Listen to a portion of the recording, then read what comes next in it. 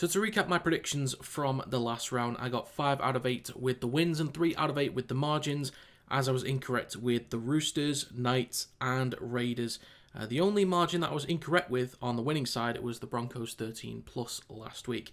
I'm overall okay with that result, but let's crack on with the first game of this week.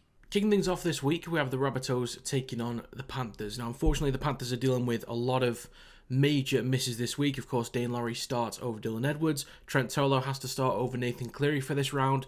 That's going to have a massive detrimental effect for the Panthers, as we can all assume. Now, I do kind of trust this backline. I think with Alamotti, Tango, Jenkins and Toto in there, defensively, I think they'll be okay, as this Rabbitohs team isn't fully clicking yet on the offensive side. So I think in terms of points limited defensively for the Panthers, I think they'll be okay to a degree. But I think offensively, with the spine of Laurie, Cole, Tolau and Kenny can do a decent job through the middle, and it's a strong forward pack still for the Panthers. But Johnston, White and Tass and Ravalawa, I think they'll do a good enough job to keep the Panthers out over a sustained period of time. I think with Jai Gray in there, he is going to dominate through the middle and on the edges. I think he's going to cause a lot of problems for the Panthers. He's going to be man of the match in this game for me. I'm calling it already. I think Cody Walker will be fine creating opportunities, and Jamie Humphries has still done a fantastic job to start the season. He's been thrown in the deep end, but I think he's done a really good job. And this is a decent battle in the forwards. It's a pretty decent battle. I think Kepi, Moale, Kalamatangi, Arrow, I think they will compete fairly well.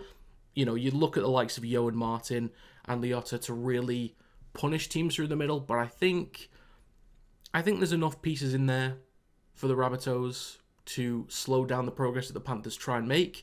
The Panthers have been disconnected in offense. That will be even worse this week because of Nathan Cleary not being available. But yeah, I trust the Rabbitohs have been good enough to start the season. If they were anything like they were last year, then I think I'd still be looking at the Panthers. And even in games where you'd expect the Panthers to win, they haven't really looked like their usual selves. So for this one, I'm going to go with the Rabbitohs to win 1 to 12 points. Next up, we have the Roosters taking on the Titans. Now, this is a game where I do think I could be incorrect, and I wouldn't be surprised if I am. But I do have a slight preference towards one team over the other, and that's because of player availability. Now, if you look at the backs that have been listed for the Roosters, it's Tedesco, Tupou, Nwangani-Tawaze, Toya, Young, Smith and Townsend. That's a consistent group of backs that they've had, whereas the Titans right now, they're without Keaney and Khan Pereira. I trust Brimson and Campbell to be creative, create opportunities, and work off the back of this strong forward pack that the Titans have got with Fotuaika, Campbell Gillard, Haas Fermor and Tino Fasumalawi. His brother as well, Isaac, on the bench, David Fafita. I think they can all build a platform for the likes of Campbell and Brimson, but they're coming up against an equally, if not stronger, forward pack with Naufahu White, Spencer Leniu, Angus Crichton, Siwa Wong and Victor Radley, with players like Lindsay Collins and Nat Butcher on the bench. So in terms of the fight through the middles, I think the Titans are a team that can certainly get more offloads. Players like Angus Crichton will help to level that playing field for offloads, but the Titans are a team in the forwards that can get plenty of offloads. They'll create second phases. Jaden Campbell and AJ Brimson can do damage off the back of that, but there'll be less damage without Keanu Kinney, who would love to work off multiple offloads, getting second phases against unsettled defensive lines. But he's not available. Whereas the Roosters, I think they'll find more post-contact meters through the middle. I think Crichton will certainly help with the offloads, possibly Spencer Leniu as well. That opens up James Tedesco, as well as Sandon Smith, getting those guys on the front foot. And I think players like Robert Toya and Mark Nwangani-Tawaze, they're still not quite the level you want them to be, but especially Mark Nwangani-Tawaze is improving, looking more and more comfortable on a weekly basis. It will take him time to be fully comfortable in every single aspect of the game of rugby league. But I trust the Roosters right now. I think defensively on paper, I think they'll be a stronger team. Offensively on paper, I think they're a stronger team as well. I think stronger defense over the course of 80 minutes is going to be the most important thing here. So I'm going to go with the Roosters to win 1 to 12 points. Next up, we have the Dolphins taking on the Broncos. Now, the most important thing to remember with this one is that it's being played at Suncorp, which means that the Broncos get the automatic, this is our home buff, like +3. So they'll be right up for this one. I think in terms of squads on paper, it's a hell of a battle. You've got Tabai Fidau, Isako, Averillo, Farnworth, Bostock, Nikarima, and Katoa versus Walsh, Cobbo, Staggs, Shibasaki, Arthurs, Hunt, and Reynolds. On paper, that sounds incredible. For the forwards versus forwards, it's kind of even for me. But when it's even, but one of those teams has Payne Haas, I'm going to lean towards a team with Payne Haas in it every single time. He could potentially dominate. I think Daniel Saifiti and Felice Kafusi, they're strong forwards, they're big blokes, but compared to a lot of other prop forwards, they're not that big. And I think could be dominated by Payne Haas this week. And if he's getting quick play the balls, if he's freeing up Patrick Carrigan, he's getting Corey Pakes quick play the balls, I think the Broncos could get back on track this week. I think last week the Broncos, too many players trying to be heroes, too many players trying to take things into their own hands. I think they will correct some of the mistakes they've made to start the season. They will get back to winning ways this week, I feel. Now, the Dolphins, of course, will get up for this game. They've not been particularly great. They are well below expectations. I thought they should be pushing for a top 8 spot. If you look at the team they've got on paper, they should be. So I think there's the chance that the Broncos batter them, but the fact that it's at Suncorp and the Dolphins always get up for games against the Broncos, I think they'll make it a little bit closer than it should be based on what we've seen this season. But I think the Broncos should be fine in this one. So I'm going to go with the Broncos to win 1 to 12 points. Next up, we have the Dragons taking on the Storm. The Dragons have been, I think they've been around what I've expected. I think they're okay offensively and they're okay defensively. But they're not exceeding expectations in either of those departments. I think they've been underachieving in the forwards. I think they look quite vulnerable through the middle. On the edges, I think they have individuals that can create a lot of opportunities. I'm looking at Cal Flanagan inside the red zone especially. I think he's got a short-range kicking game that can punish a lot of defensive lines that aren't switched on properly. But this is against the Melbourne Storm. They will be switched on this week, I can assure you. A Craig Bellamy side that I think he spoke last week about complacency. He's not going to let that happen this week. And the players, the professionals in that side are not going to let it happen this week for the side of Melbourne Storm. I do think the Dragons will put up points. We've seen that the Melbourne Storm can dominate teams, hold teams to nil for long portions of the game, which I think they might do against the Dragons, but I think later on we'll see Sully and Holmes come into the game a little bit more. But Melbourne Storm, quite simply, even without Jerome Hughes, those that watch my videos on a regular basis will know I am a massive fan of Tyron Wishart. I have got no concerns with Wishart in there over Hughes. None whatsoever. Because last year, when Munster was unavailable, Wishart took his place. Did I even notice a difference? No. And I don't think any of you guys noticed a difference either. Wishart filled in for Munster, like for like. And I think based on what we've seen from him, at 6, at 7, and at 9 over the last 2 years, Wishart will fill right in at 7. I've got no complaints. I think Melbourne Storm could absolutely batter the Dragons this week. I don't think the Dragons have shown enough defensively. They've not shown enough offensively.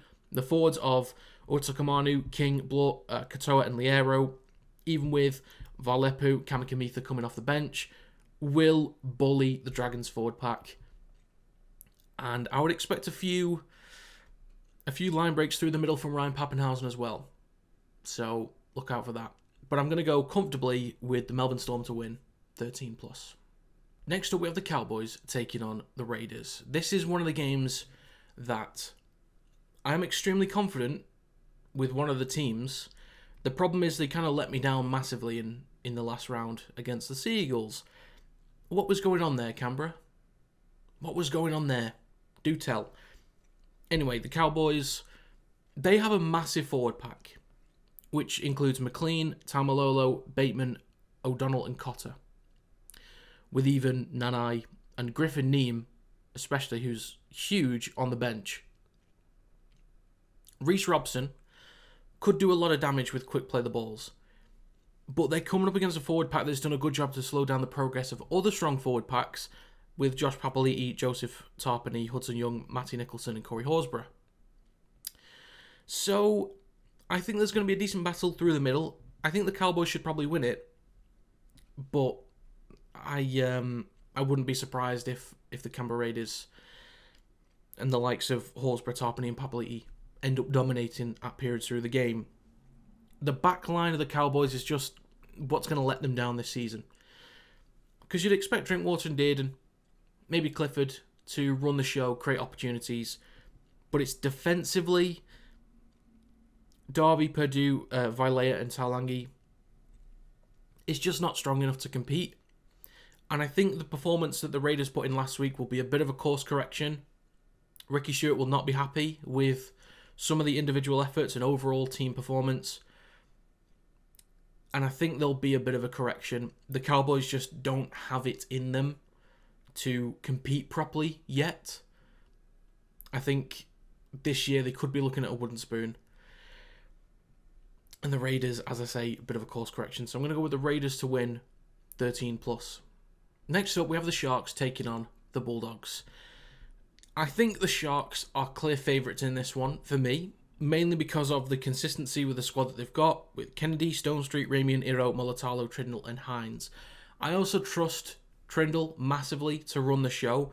I think for the Bulldogs being without Burton again for another week, I'm not sure exactly how long he's out for, but I'm just saying for another week anyway, there's a little bit of a disconnect offensively. Bailey Hayward looks quite lively and looks like he's, got a bit of intent to try and play direct in the number 6 role, but it's not going to be the same as Matt Burton. And I think the dangerous kicking game that Burton provides is now completely removed for the Bulldogs. So that's going to be an issue for them. I do trust Sexton and Tracy through the middle, and especially Reid Marnie, to punish the Sharks when they have these lapses of concentration or moments of ill discipline. But just the consistency throughout the Sharks team, I think defensively they've been strong enough, offensively they've been strong enough. The Bulldogs are still conceding more points than I would like them to at this point to really challenge for a top 4 spot this year. The Sharks look a lot more competent to me in all areas. And I just think the leadership from Trindle, the moments of quality that we get from William Kennedy, and what Adam Fanua-Blake will offer through the middle, I think he might dominate this week. And I think the Sharks might end up being quite comfortable. I'm going to give the Bulldogs the benefit of the doubt that it's a little bit closer, just because defensively they are typically quite strong, but they need to do a little bit better, I think, than they have been. But I'm going to go with the Sharks to win 1 to 12 points. Next up, we have the Sea Eagles taking on the Eels. I don't think that much needs to be said on this one.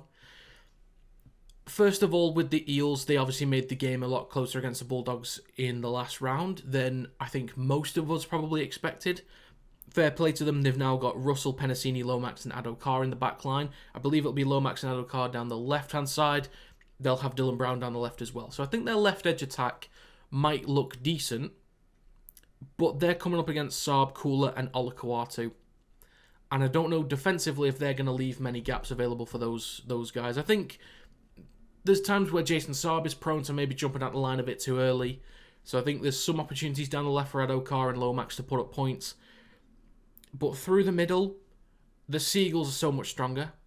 Executing in possession, the Sea Eagles look fantastic this season. Defensively, they've been really strong.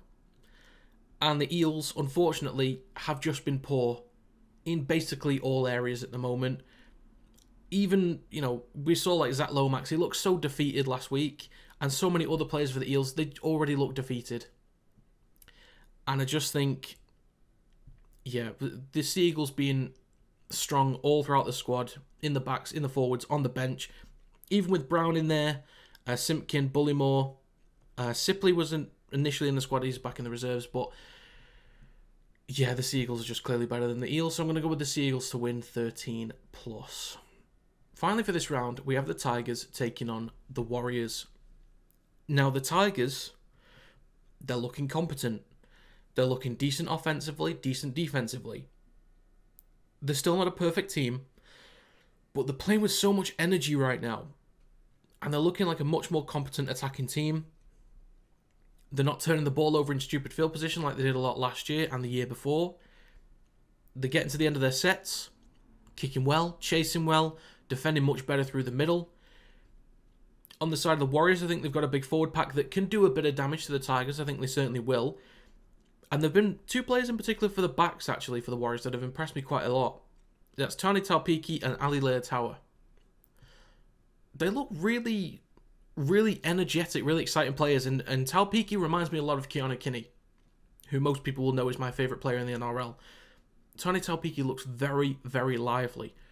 I think the thing that the West Tigers need to focus on is making sure that they don't keep missing tackles. Because if they bring Nickel Clockstad into the game with his run threat, same with Metcalf, same with Leotawa, same with Taupiki, if they keep missing tackles, allow second phases for even Wade Egan as well through the middle, they'll punish the Tigers. But I think the Tigers have shown that they are disciplined enough. I think the leadership that's been shown from Api Coruscant, Jerome Luai especially as well, even Adam Dewey in there, he's been around that club for ages.